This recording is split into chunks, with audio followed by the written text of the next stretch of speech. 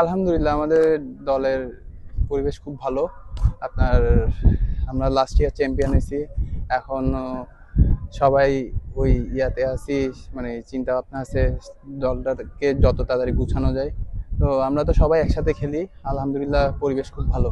আমরা তো সেই সবাই ম্যাচের মধ্যে ছিলাম, এনসিএল এর খেলার মধ্যে ছিলাম। তো সবাই চেষ্টা করছি হলো, মানে আপনার সামনে তো সময় নাই। এখন আমরা যদি একটা লম্বা টাইম প্র্যাকটিস করার জন্য একদিনের টাইম আছে, ওই হিসাবে প্র্যাকটিসটা করা।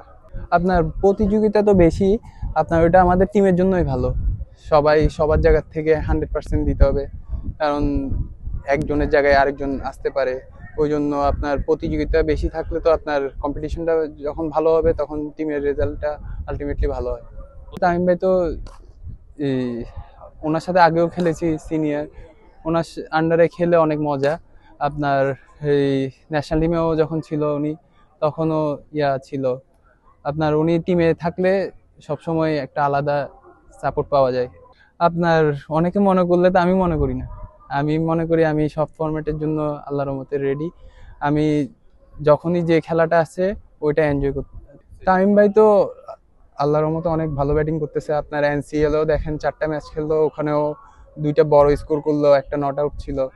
উনি আল্লাহর রহমতে খুব ভালো শেপে আছে। এখানে যারাই আছে সবাই ভালো প্লেয়ার। আপনার ও নতুন খেলতেছে বিপিএল, ও যদি সুযোগ পায় ইনশাল্লাহ আমি মনে করি ওর সুযোগটা কাজে লাগাবে এনসিএল এর মতো। খেলার মধ্যে টি-20 খেলার মধ্যে আমরা তো আল্লাহর রহমতে আমাদের টিমটা অনেক স্ট্রং। আপনার আমরা যদি ইনশাল্লাহ মাঠে ভালো খেলতে পারি, ইনশাল্লাহ যে কোনো টিমকে বিট করতে পারবো।